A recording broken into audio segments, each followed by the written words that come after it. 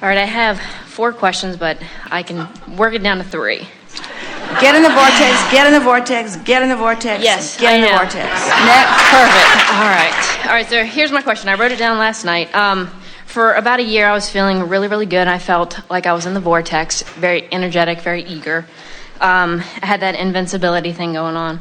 And then a few things happened that they weren't really a big deal, but for some reason it really affected me.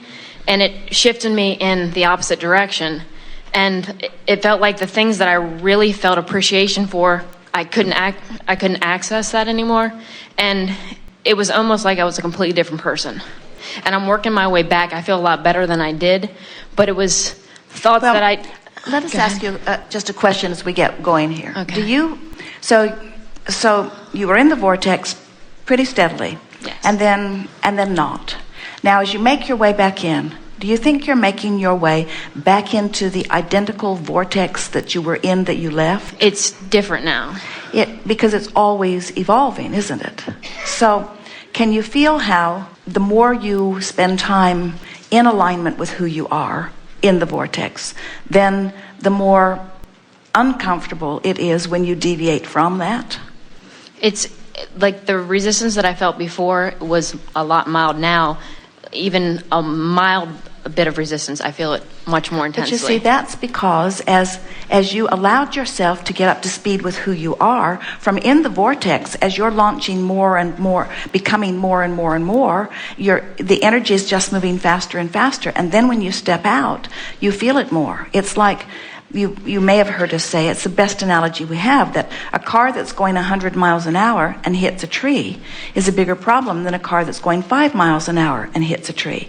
So what happened is, in the process of cleaning up your vibration and allowing yourself to soar with your natural vibration, you just got your momentum up. So then when you stepped back into resistance, you take it harder. And you should, because the faster motion gives you a greater feeling of resistance. There's more of an impact. So talk some specifics. Well, I've always had like a little bit of insecurity, a little feelings of insecurity, but when I got in the vortex, the appreciation stuff that I had going on pretty much dominated that, so the insecurity wasn't there as much. But the thing that we want you to understand, and it's something that we can feel is sort of unclear for you and for a lot of people, is that this position in the vortex is something that you work to achieve and to maintain. And it's something that you have to constantly work toward and maintain. In other words, you're not ever going to get to a place where you can just sit there in a sort of contentment, because life is going to keep causing you to move forward. And so, do you get it that if you should focus upon a thought for a moment or for a week that contradicts who you really are and what you really know, that thought should not feel good? Yes. So once you have deliberately gotten into your vortex and remembered your invincibility, your autonomy, your alignment, your clarity, and your worthiness, once you get in the groove of the momentum of that natural knowing, isn't it therefore logical that if you should find an old thought that's still active in your vibration somewhere and reintroduce it into the mix, that old thought will and should feel off? Yes. So do you get that when you're in the vortex, you are a vibrational match to who you really are, and that when you step out, you're not? And don't you think it's a good thing that your inner being doesn't step out with you? In other words, if you focused upon something negative and your inner being just said, oh, okay, I'll come with you, you wouldn't feel vulnerability, because vulnerability is the separation between you and you. But the source within you won't leave the vortex. And when you do, it is right that you would feel that way. So if you put all of this into context, in other words, what you are essentially saying to us is, Abraham, I know about the vortex. I trained myself in. I felt really good while I was there. Then I got sloppy on some thinking and I stepped out, and it didn't feel good when I got out. And we say, and? In other words, that's all perfectly in alignment with the laws of the universe. And so then you say, and so I want to do a better job of understanding and maintaining my proximity to my vortex. Yes? Yes, I guess what I had questions on is some of the I know that when I stepped out of the vortex, I did pick up some of those old thoughts, but some of the thoughts seemed like I don't remember ever feeling those things, or maybe I just didn't. They weren't as present. I didn't. Do you know what I mean? Well, you don't remember it being so intense because you've never been in such alignment.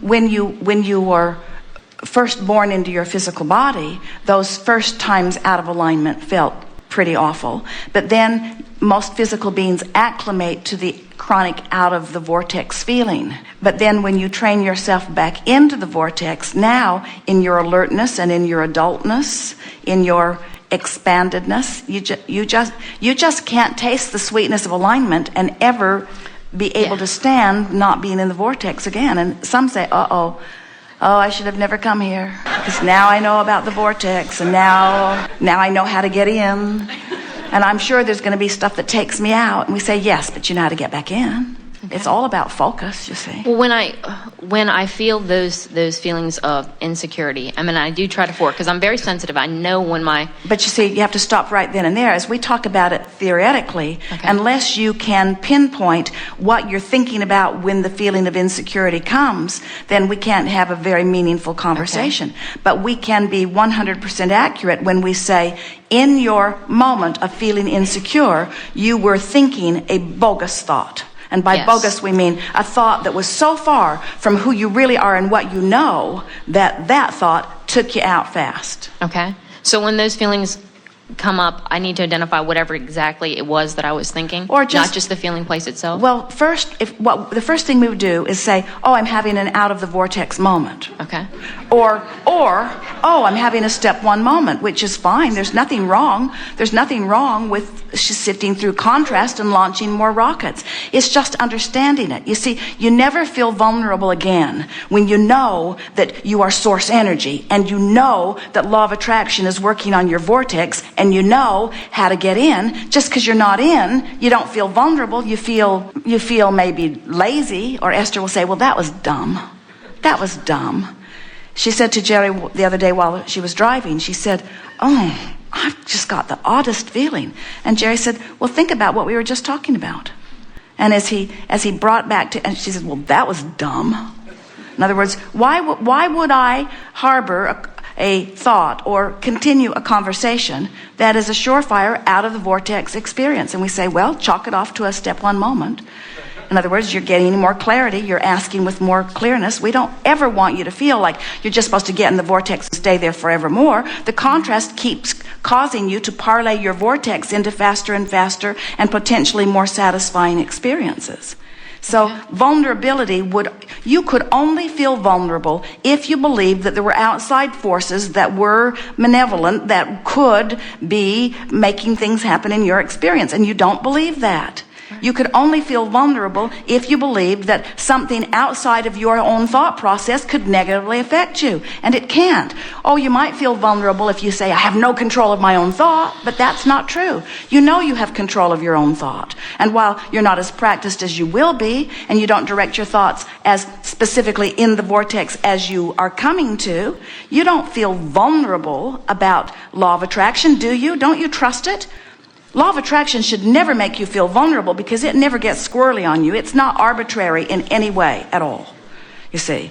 And the vortex should never frighten you, because everything you've ever wanted and all that you've become stands there with law of attraction assembling all the cooperative components.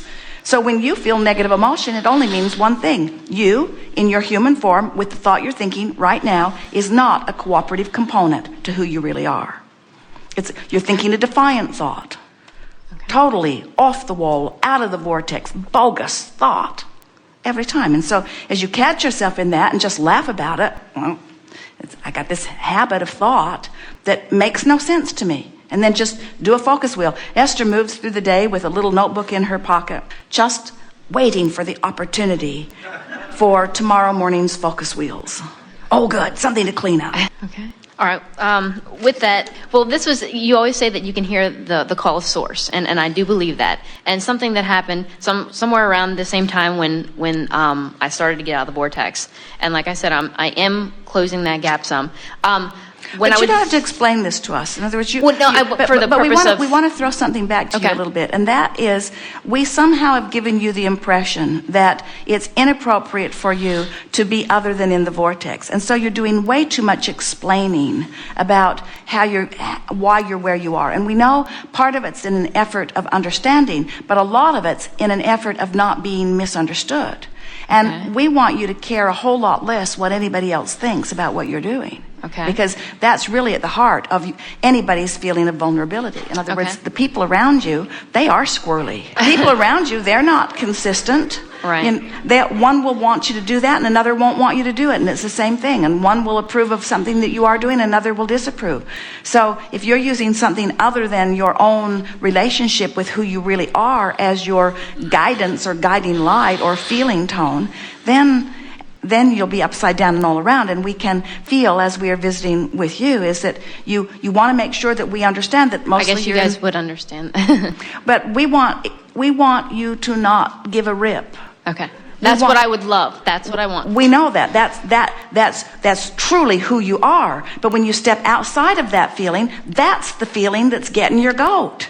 It's the feeling that I need to explain to others that I'm going to be misunderstood because the whole world is misunderstanding each other. Look around. Hardly anybody, almost any of you, when you walk out of the room, somebody in that room has something to say about something that you should have done differently, you see. And you're sensitive to energy. You can feel that, you see. And so you're scrambling around trying to make it all right with that one, and make it all right with that one, and make it all right with that one, and make it all right. You're even trying to make it all right with us. And you don't have to. You don't have to. You only have to make it all right with this, you see. So a feeling of vulnerability just means I'm straying from my center. I'm straying from what I know about who I am. And what you know about who you are is you're really good, and you are so worthy. Brilliant, deliberate creator. Who you are is someone who gets to be or do or have anything. Who you are is someone that the universe has your back. The universe is backing you up, you see. But when you step away from that, when you step away from your resources, you're always going to feel vulnerable. Okay. It's what we call looking for love in all the wrong places. Right, okay. And this, when I think of thought sometimes, the vibrational range, or like, let's say I think a thought and I'll hear the word like insecurity, or I'll hear the word disappointment. I don't personally think it, but that will pop in. Or sometimes I'll hear like blame and insecurity. I'll hear the range. That's not me doing that. I'm assuming that's coming from... Well, I don't understand that. But here, we can explain this to you. So, at one time, as Esther was translating us, she translated emotions, negative emotions, as warning bells. Okay. Well, they're not warning bells. Your emotions are just always indicators of how you're doing in relationship with who you've become. When life causes you to really flow and you really don't, the warning bell is louder, you see. Okay. So it isn't that your inner being is pinpointing the word to describe the emotion. It's that at some unconscious level, you're doing that. In other words, it's really a wonderful thing. What's happening is the larger part of you is vibrating here, and what you're thinking in the moment is vibrating over there, and the discord makes for a mix that could be translated as insecurity or vulnerability. Okay. In other words, you are translating the blend of vibrations. And so it's a good thing. It's a good thing to be aware. Not such a good thing to verbalize it, because verbalizing it tends to hold you where you are longer, but it's really a good thing to recognize it. So when you come up with a feeling of insecurity, just mentally pop that in that outside the vortex statement. I feel insecure. What does that mean is in the inside of that circle? I am ultimately a secure being. So now, and then try to find something that you believe right here and now that matches that feeling of security. Do you have anything in your life that gives you reason to believe in your security? You want something in specific, or something that you believe that matches that center circle that your inner being knows you to be? In other words, I feel insecure. in the center of that circle, what the source within you knows is, I am ultimately a secure being backed up by a secure universe.